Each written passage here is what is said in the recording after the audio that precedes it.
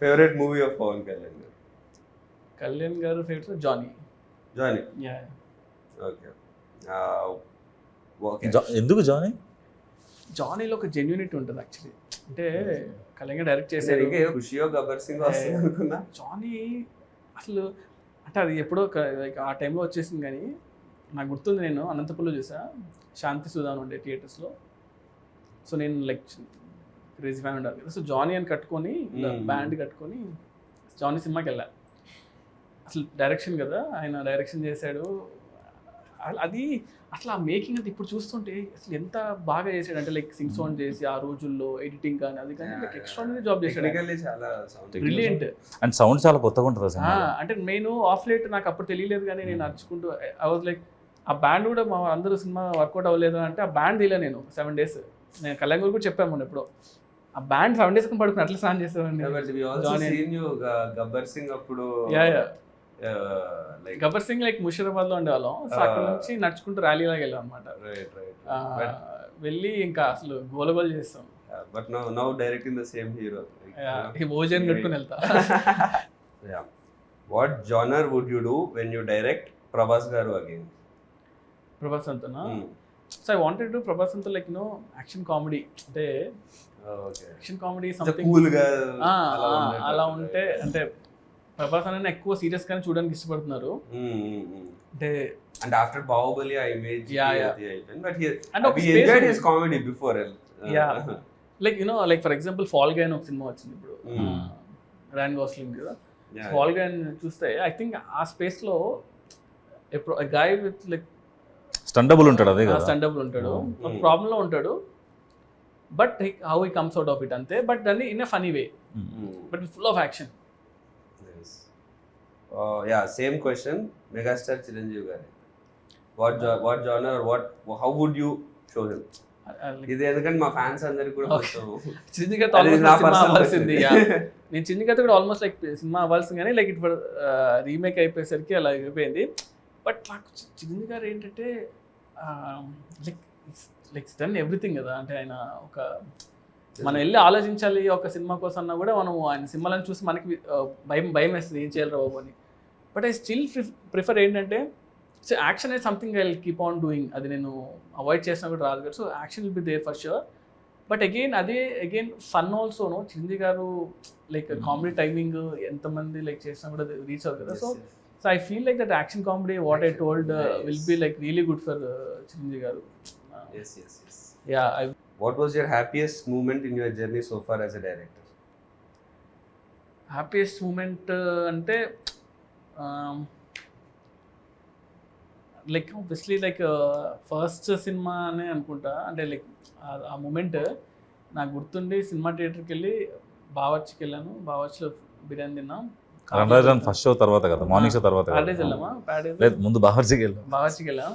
తర్వాత కార్లో వెళ్తూ అక్కడ చూసి ముందు సంధ్యలో ఉండే, సంధ్య నుంచి ముందుకు వెళ్ళాలి. అప్పుడు కూడా నేను డైరెక్ట్ అని తెలియదు చాలా మందికి. అందరూ వచ్చి షార్ట్లు చాలా బాగుంటాయి అన్న సినిమా తీసాను. ఎగ్జాక్ట్లీ. అప్పుడు రివ్యూ వచ్చింది, కార్లో వెళ్తున్నా, ఆ రివ్యూ వచ్చింది. అంటే అంతవరకు సినిమాలు ఇట్టా కాదనేది రివ్యూస్ చేసేవాళ్ళు కదా. ఆ రివ్యూలో కొంచెం 3.25 వేసాడు. ఫోన్ ఇలా కొట్టి రే, అదొక మూమెంట్, అదొకటి. అండ్ సెకండ్ మూమెంట్ వచ్చి ప్రభాస్ అన్నకి కథ చెప్పాలి అన్నప్పుడు నేను వంశీ గారు కథ చెప్పా. ఇలా ఒక పాయింట్ అనుకున్నాను అంటే ఇలా విన్నాడు, ఏం రియాక్షన్ ఇవ్వలేదు. ఒక 1 hour తర్వాత రెడీ అవ్వు వెళ్దాం ప్రభాస్ అని దగ్గరికి అన్నారు. రే ఇప్పుడే కదా ఉరికిచ్చిస్తున్నాను, అప్పుడే తీసుకెళ్ళిపోయారు. ఆయన కథ అంతా చెప్పాను, ఏం చెప్పలేదు. సరే వెళ్ళి చెప్తాను నీకన్నా వెళ్ళిపోయాను. హిమాయత్ నగర్లో క్రీమ్ స్టోన్ దగ్గర ఎక్కడ ఉన్నా తినేసి ఇలా ఫోన్ చేసి వంశీ గారు అన్నారు, రే మన సినిమా చేస్తున్నాము అన్న. అంటే లైక్ అసలు క్రేజియస్ట్ మూమెంట్ కదా. అంటే రణరాజన్ సినిమా అయ్యి ఒక 2 months అయింది అంతే. ప్రభాస్ అంతా సినిమా ఓకే అయిపోయింది, బాహుబలి తర్వాత నీ సినిమానే రా అంటే అసలు ఆ మూమెంట్ అసలు ఇంకా చెప్పలేమన్నమాట. దాన్ని అది వేరే లెవెల్. అంటే ఇది థర్డ్ మూమెంట్, రీమేక్ కాదు, స్ట్రైట్ సినిమా అనేది ఒక థర్డ్ మూమెంట్. ఈ 3 moments నా మూవీస్లో అయితే ప్రజెంట్.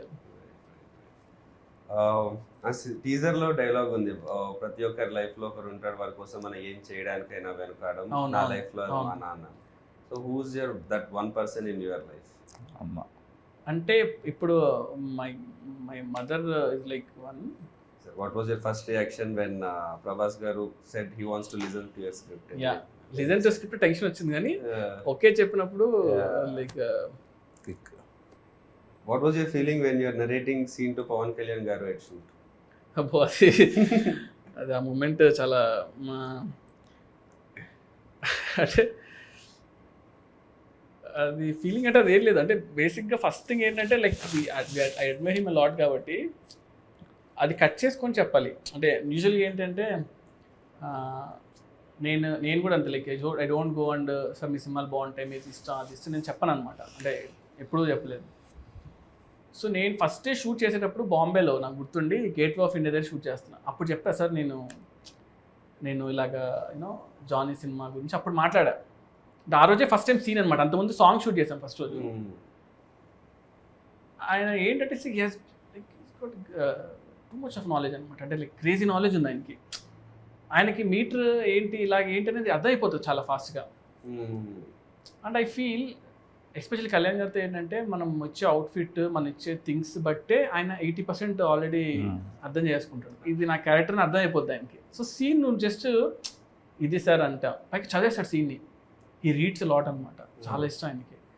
సో నాకు సెకండ్ డౌన్ అనుకుంటా సీన్ చేసి చదివి అరే చాలా బాగుంది సీన్ దీన్ని బాగా చేయాలని ఎక్సైట్ అయిపోయాడు.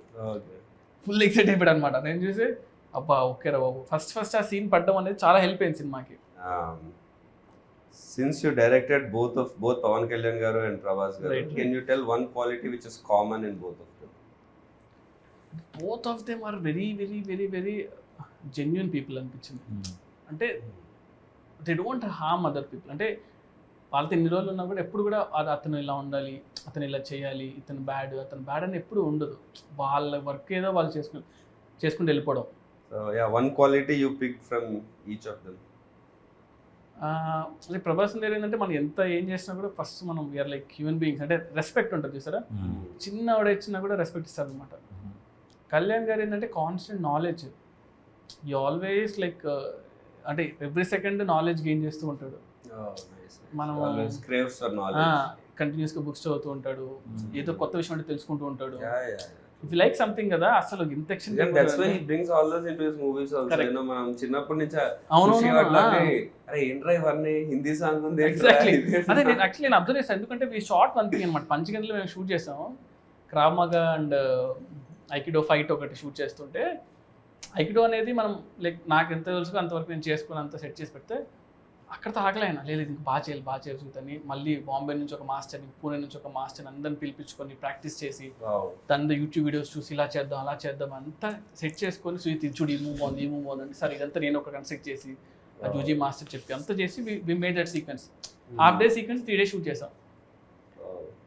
వర్షం పడింది అంతా పడింది లేదు ఆయనకి ఇంట్రెస్ట్ వచ్చిందంటే ఇంకా మనం వేస్తారు. సూపర్ లక్కీగా it happened.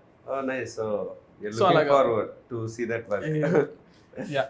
So one multi-starrer you would love to direct?